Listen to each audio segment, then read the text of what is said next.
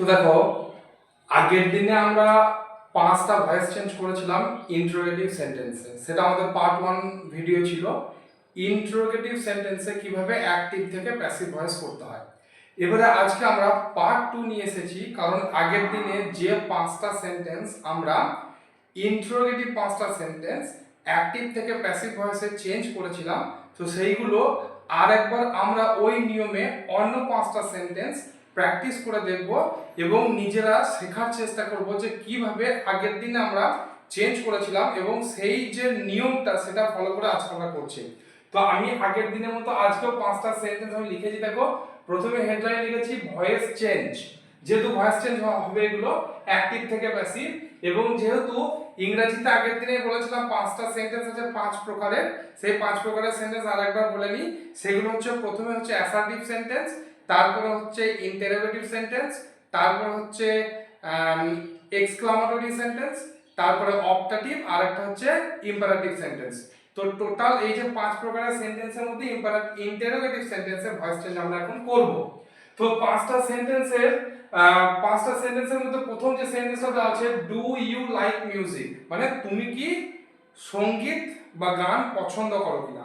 এবং নিয়মটা এখানে দেওয়া আছে যে অ্যাক্টিভ ভয়েস যদি থাকে তাহলে কেমন ভাবে দেওয়া থাকবে, প্যাসিভ ভয়েস যদি থাকে তাহলে কেমন নিয়ম আমাদেরকে ফলো করতে হবে। তো প্রথম সেন্টেন্সটা কি বললাম, কি আছে, ডু ইউ লাইক মিউজিক, মানে তুমি কি সঙ্গীত পছন্দ করো জিজ্ঞাসা করছে। এবারে অ্যাক্টিভ ভয়েস আছে, আর প্রত্যেকটা সেন্টেন্সের শেষে দেখো কোশ্চেন মার্ক আছে। ইন্টারোগেটিভ সেন্টেন্সের শেষে সবসময় কোশ্চেন মার্ক থাকবে। এবারে যেহেতু প্রত্যেকটা সেন্টেন্স অ্যাক্টিভ ভয়েসে আছে, তাই প্রত্যেকটা সেন্টেন্সের গঠন কেমন আছে, সাবজেক্ট আছে, তারপরে ভার্ব আছে, তারপরে অবজেক্ট আছে। আর আমরা যখন চেঞ্জ করব তখন কিভাবে লিখতে হবে, প্রথমে অবজেক্ট লিখতে হবে, তারপরে ভার্বের থার্ড ফর্ম লিখতে হবে, তারপরে বাই লিখে সাবজেক্ট লিখে কোশ্চেন মার্ক। অ্যাক্টিভ ভয়েসের কোশ্চেন মার্ক থাকছে, আবার প্যাসিভ ভয়েস যখন লিখবো আমরা তখনও কোশ্চেন মার্ক আমাদেরকে বসাতে হবে। তো প্রথম সেন্টেন্সটা কি আছে, ডু ইউ লাইক মিউজিক। এই সেন্টেন্সে ইউটা হচ্ছে সাবজেক্ট। সাবজেক্ট কাকে বলে, সেন্টেন্সে যখন কোনো কিছু করা বোঝায় তখন যে সেই কাজটা করে তাকে বলে সাবজেক্ট। এখানে লাইক মানে হচ্ছে পছন্দ করা, পছন্দ করা কিছু করা বোঝাচ্ছে, যে পছন্দ করার কাজটা করে তাকে বলে সাবজেক্ট। তাহলে এখানে পছন্দ করার কাজটা করছে কে, ইউ, মানে তুমি, সেই জন্য ইউটা হচ্ছে সাবজেক্ট। আর লাইকটা ভার্ব, যেহেতু লাইক দিয়ে কিছু করা বোঝাচ্ছে। আর মিউজিকটা হচ্ছে কি পছন্দ করে, তুমি তো পছন্দ করো, কি পছন্দ করো, কিটা দিয়ে যখন প্রশ্ন করা হবে যে উত্তরটা আসবে সেটা হবে অবজেক্ট। তাহলে এখানে কি পছন্দ করা হচ্ছে, মিউজিক, এই মিউজিকটা হচ্ছে অবজেক্ট। এইভাবে প্রত্যেকটা সেন্টেন্সে সাবজেক্ট ভার্ব এবং অবজেক্টটাকে আলাদা করা আছে। তাহলে আমরা চেঞ্জ করে নেব দ্রুত অ্যাক্টিভ থেকে প্যাসিভে। তাহলে প্রথমে কি আছে, সাবজেক্ট, তারপরে ভার্ব, তারপর অবজেক্ট। নিয়ম কি হচ্ছে, প্যাসিভ করার সময় প্রথমে অবজেক্ট লিখতে হবে, কিন্তু প্রথমে অবজেক্ট লেখার আগে দেখো, আগের দিনে বলেছিলাম যে ইন্টারোগেটিভ সেন্টেন্সের ভয়েস চেঞ্জ করার সময় জানতে হবে ইন্টারোগেটিভ সেন্টেন্স হচ্ছে 2 প্রকারের। একটা হচ্ছে ইয়েস নো কোয়েশ্চেন, যেগুলো হ্যাঁ বা না দিয়ে উত্তর দেওয়া যায়, আর একটা হচ্ছে ডব্লিউএইচ কোয়েশ্চেন, যেগুলো হ্যাঁ বা না দিয়ে উত্তর দেওয়া যায় না, কিছু একটা বলতে হয় বা কোনো একটা স্টেটমেন্ট দিয়ে তবে সেটার উত্তর দেওয়া যায়। তো যেগুলো ইয়েস নো কোয়েশ্চেন আছে, সেই ইয়েস নো কোয়েশ্চেনগুলো সবসময় শুরু হয় কোনো না কোনো অক্সিলারি ভার্ব বা হেল্পিং ভার্ব দিয়ে। আর যেগুলো ডাব্লিউএইচ কোয়েশ্চেন সেগুলো সবসময় ডাব্লিউএইচ ওয়ার্ড, যেমন হোয়াট, ওয়েন, হাউ, হুইচ, এইগুলো দিয়ে শুরু হয়। তাহলে প্রথম যে সেন্টেন্সটা আছে সেটা হচ্ছে ইয়েস নো কোয়েশ্চেন, কারণ প্রথম সেন্টেন্সটা লক্ষ্য করে দেখো, প্রথম সেন্টেন্সটা ডু দিয়ে শুরু হয়েছে। ডু হচ্ছে একটা অক্সিলারি ভার্ব বা হেল্পিং ভার্ব। ডু কে বলা হয় প্রাইমারি অক্সিলারি ভার্ব। ডু এর গ্রুপে কে কে আছে, ডু আছে, ডিড আছে, আর ডাজ আছে। ডু আর ডাজ প্রেজেন্ট টেন্সের ক্ষেত্রে ইউজ হয়, ডিডটা পাস্ট টেন্স বোঝাতে ইউজ করা হয়। এবার যখন ডু দিয়ে আমরা প্যাসিভ ভয়েস করব তখন কিন্তু ডুটা আর বসবে না, ডু এর ভিতর থেকে আমরা আবার একটা গ্রুপ অফ অক্সিলারি ভার্ব পাবো। ডু এর ভেতর থেকে কি কি পাওয়া যায়, ডু থেকে পাওয়া যায় am, is, are, এই তিনটা অক্সিলারি ভার্ব পাওয়া যায়। তাহলে প্রথমেই এই তিনটা অক্সিলারি ভার্ব মানে ডু এর ভেতর থেকে যেগুলো পাচ্ছি am, is, are, এই তিনটার মধ্যে কি বসবে সেটা ডিপেন্ড করবে আমাদের অবজেক্ট কি আছে তার উপরে। আগের দিনে বলা হয়েছিল অবজেক্ট আমরা মানে কোন ভার্বটা বসাবো সেটা ডিপেন্ড করবে অবজেক্টের উপরে। যদি অবজেক্ট একটা বোঝায় তাহলে is হবে, একটার বেশি বোঝালে আর হবে। তো এখানে অবজেক্ট মিউজিক মানে হচ্ছে সঙ্গীত, একটাই, মানে এস বা ইএস যুক্ত নেই। যদি এস বা ইএস থাকতো তাহলে একটার বেশি বোঝাতো, যেহেতু এখানে এস বা ইএস নেই সুতরাং একটাই বোঝাচ্ছে। তাহলে একটা বোঝালে am, is, are এর মধ্যে কি হবে, ইজ হবে। সেই জন্য প্রথমে কি লিখবো, ইজ লিখবো। ইজ লেখার পরে তারপর কি লিখতে হবে, ইজ লেখার পরে তাহলে অক্সিলারি ভার্ব মানে ডু এর কাজটা এখানে কিন্তু হয়ে গেল। তারপরে কি লিখতে হয়, তারপরে লিখতে হবে কিন্তু অবজেক্ট। তাহলে এখানে অবজেক্ট কি আছে, অবজেক্ট আছে মিউজিক, মিউজিক লিখলাম। তারপরে কি নিয়ম আছে, ভার্বের 3 নম্বর ফর্ম লিখতে হবে। এখানে ভার্ব কি আছে, এখানে ভার্ব আছে লাইক। তাহলে লাইকের 3 নম্বর ফর্ম কি হবে, প্রথমে লাইকটা লিখতে হবে আর লাইকের শেষে ইডি যোগ করতে হয়, তাহলে 3 নম্বর ফর্মটা হয়ে যাবে ভার্বের থার্ড ফর্ম। কিন্তু যেহেতু শেষে ই ছিল তার জন্য শুধু ডি বসালে থার্ড ফর্মটা হয়ে যাবে। তারপর নিয়মে কি দেওয়া আছে, তারপর নিয়মে দেওয়া আছে বাই, বাই লিখলাম। তারপর নিয়মে কি দেওয়া আছে সাবজেক্ট, এখানে সাবজেক্ট কি ইউ, ইউটা যখন বাই এর পরে আসবে তখন ইউই বসবে, অন্য কিছু পরিবর্তন হয়ে বসবে না। তাহলে কি পেলাম, is music liked by you. তারপর দেখো second sentence, can she solve the sum, মানে সে কি অঙ্কটা সমাধান করতে পারে, সাম মানে অঙ্ক, ক্যান মানে পারে। তো প্রথমে কি লিখতে হবে, প্রথমে লিখতে হবে আমাদের অবজেক্ট। অবজেক্টটা লেখার আগে যেহেতু অক্সিলারি ভার্ব আগে থাকবে বলেছিলাম, ইয়েস নো কোশ্চেন, এটা অক্সিলারি কিন্তু আগে আছে। এখানে অক্সিলারি কি আছে, এখানে অক্সিলারি আছে ক্যান। তো ক্যান থাকলে ক্যানই বসায়, কারণ হচ্ছে যে মডেল, ক্যানটা হচ্ছে মডেল অক্সিলারি। মডেল অক্সিলারি হচ্ছে shall, should, will, would, can, could, may, might, এগুলোকে মডেল বলে। তো ক্যান হচ্ছে মডেল অক্সিলারি ভার্ব, মডেল যা থাকে ভয়েস চেঞ্জের ক্ষেত্রে সেটাই বসে যায়, সেই জন্য ক্যানটাই বসবে। তাহলে প্রথমে কি লিখলাম, ক্যান। ক্যান লেখার পরে কি লিখতে হবে, নিয়মে দেওয়া আছে কি, ক্যান লেখার পরে প্রথমে অবজেক্ট লিখতে হবে। এখানে অবজেক্ট কি আছে, দা সাম, ক্যান দা সাম লিখলাম। তারপরে নিয়মে কি দেওয়া আছে, ভার্বের 3 নম্বর ফর্ম, এখানে ভার্ব কি আছে, সলভ। লক্ষ্য করে দেখো আগের সেন্টেন্সটার মতো, আগের সেন্টেন্সে যেমন লাইক ছিল, লাইকে শেষে ই ছিল, শুধু ডি বসেছিল, সেই জন্য এখানেও সেরকম ইডি বসাতে হয় সলভের থার্ড ফর্ম লেখার ক্ষেত্রে। কিন্তু যেহেতু ই ছিল বলে কিন্তু শুধুমাত্র ডি বসিয়েই হয়ে গেল। দিয়ে তারপরে কি লিখতে হবে, বাই। বাই লেখার পরে কি লিখতে হবে, সাবজেক্ট, এখানে সাবজেক্ট কি আছে, সি, সিটা এদিকে এলে কি হবে, হার। সি অবজেক্টিভ ফর্ম হচ্ছে, সি এর অবজেক্টিভ ফর্ম হচ্ছে হার, আর হি থাকলে হিম হবে অবজেক্টিভ ফর্ম। এবার দেখো এই দুটো সেন্টেন্স আমাদের, প্রথম সেন্টেন্স আর সেকেন্ড সেন্টেন্সটা আমাদের ছিল ইয়েস নো কোশ্চেন। এবার 3 নম্বর সেন্টেন্স যেটা আমরা করব, সেই 3 নম্বর সেন্টেন্সটা ডাব্লিউএইচ কোশ্চেন। এখানে পরপর যে সেন্টেন্সগুলো আছে বাকি তিনটে সেন্টেন্স সবই ডাব্লিউএইচ কোশ্চেন, কারণ সবই দেখো ডাব্লিউএইচ ওয়ার্ড দিয়ে শুরু হয়েছে।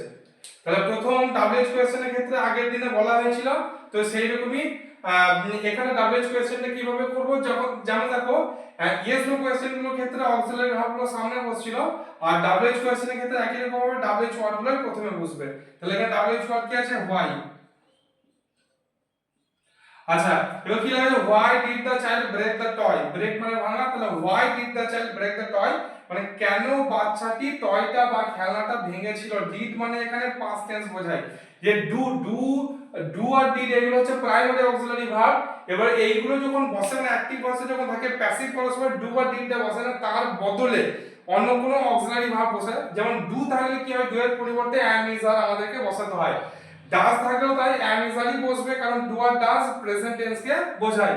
আর ডিড যদি থাকে, ডিডের ক্ষেত্রে ওয়াজ বা ওয়্যার বসাতে হয়। এবারে নিয়ম, এই যে ডাব্লিউএইচ ওয়ার্ডটা লেখার পরে কি করতে হবে, অবজেক্ট লিখতে হবে, কিন্তু অবজেক্টটা লেখার আগে ডাব্লিউএইচ ওয়ার্ডটার পরে সবসময় অক্সিলারি ভার্বটা আগে লিখতে হয়। তাহলে ডিড যে আছে, ডিডের ভেতর থেকে কি কি বের হবে বললাম, ওয়াজ বা ওয়্যার। এবারে ওয়াজ লিখবো না ওয়্যার লিখবো, সেই আগের সিস্টেম, অবজেক্ট যেটা থাকবে তার উপর ডিপেন্ড করবে। দা টয়, দা মানে টি, টয় মানে খেলনা, তাহলে দা টয় মানে হচ্ছে খেলনাটি, একটাই খেলনা বোঝাচ্ছে। তাহলে একটা যদি বোঝায় তাহলে ওয়াজ লিখতে হবে। আগের দিনে দেখো এইভাবেই কিন্তু আমরা করেছিলাম, ওয়াজ লিখলাম। ওয়াজ লেখার পরে অবজেক্ট আছে কি, দা টয়, দা টয় লিখলাম, দা টয় হয়ে গেল। তারপর কি লিখতে হবে, তারপর লিখতে হবে ভার্বে, এই যে ভার্বের 3 নম্বর ফর্ম লিখতে হবে। এখানে ভার্ব কি আছে, ব্রোক, ব্রোকের 3 নম্বর ফর্ম হচ্ছে ব্রোকেন, ব্রোকেন। দিয়ে তারপর কি লিখতে হবে, বাই লিখতে হবে, দিয়ে সাবজেক্ট লিখতে হবে।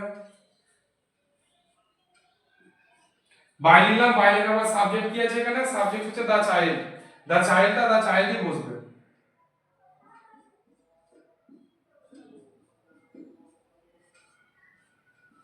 দিয়ে শেষে জিজ্ঞাসা চিহ্ন বোঝা গেল।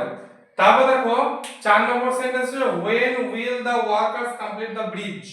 when মানে কখন, ওয়ার্কার্স মানে কর্মীরা, কমপ্লিট মানে সম্পূর্ণ করবে, দ্য ব্রিজ সেতুটি বা ব্রিজটি।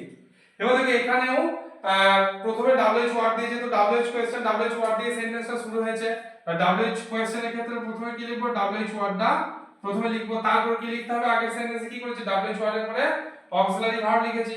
তাহলে এখানে অক্সিলারি ভার্ব কি আছে, অলরেডি উইল এখানে দেওয়া আছে। তাহলে উইল এর পূর্বে কে কে আছে, শ্যাল আর উইল। আই আর উই এর সাথে শ্যাল হবে, বাকি সব ক্ষেত্রে উইল হবে। এবার দেখো শ্যাল লিখবো না উইল লিখবো, ডিপেন্ড করবে অবজেক্টের উপরে। তাহলে এখানে আমাদের অবজেক্ট কি আছে, এখানে আমাদের অবজেক্ট আছে দা ব্রিজ। ঠিক আছে, এবার কি বললাম, শ্যাল কখন হবে, যদি আই বা উই থাকে তবে শ্যাল হবে, বাকি সব ক্ষেত্রে উইল হবে। তাহলে এখানে কিন্তু আই বা শ্যাল অবজেক্ট হিসেবে নেই, এখানে অবজেক্ট হিসেবে আছে দা ব্রিজ, সুতরাং উইলই বসবে। উইল বসলো, উইল বসানোর পরে কি বসাবো, নিয়ম হচ্ছে অবজেক্ট বসাতে হবে, তাহলে অবজেক্ট বসিয়ে দিলাম।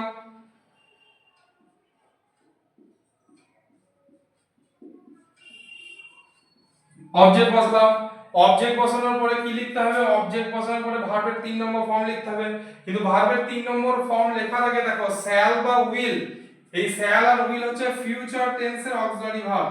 ফিউচার টেন্সের ক্ষেত্রে যেমন আগের দিনে দেখবে, লক্ষ্য করে দেখবে আমরা করেছিলাম, যখন ভার্বের সঙ্গে কোনো আইএনজি থাকছিল, প্লে এর সাথে আইএনজি যুক্ত হয়ে প্লেইং, বা ডু সাথে ডুইং, আইএনজি যোগ হয়ে ডুইং, এইরকম কেসগুলো যদি থাকে তখন ভার্বের থার্ড ফর্ম লেখার আগে কিন্তু বিং লিখতে হচ্ছিল, বিই আইএনজি বিং। আবার হ্যাভ বা হ্যাজ যখন থাকছিল প্রেজেন্ট পারফেক্ট টেন্সের ক্ষেত্রে, বা হ্যাড যখন থাকছিল তখন কিন্তু এই হ্যাভ বা হ্যাজ বা হ্যাড এর পরে ভার্বের থার্ড ফর্ম লেখার আগে কিন্তু বি ডবল এন বিন বসাতে হচ্ছিল।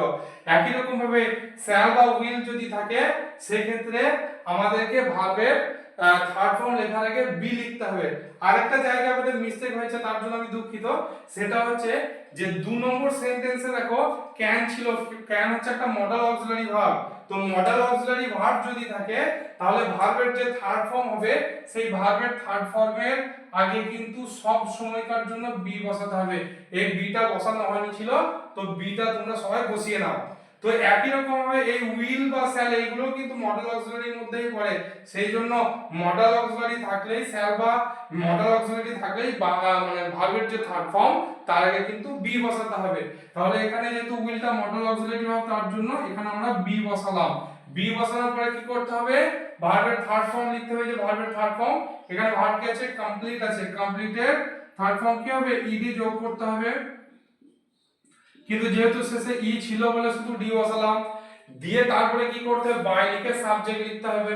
তাহলে বাই বসালাম, বাই লেখার পরে এখানে সাবজেক্ট কি আছে, দা ওয়ার্কার্স, দা ওয়ার্কার্স বসিয়ে দিলাম,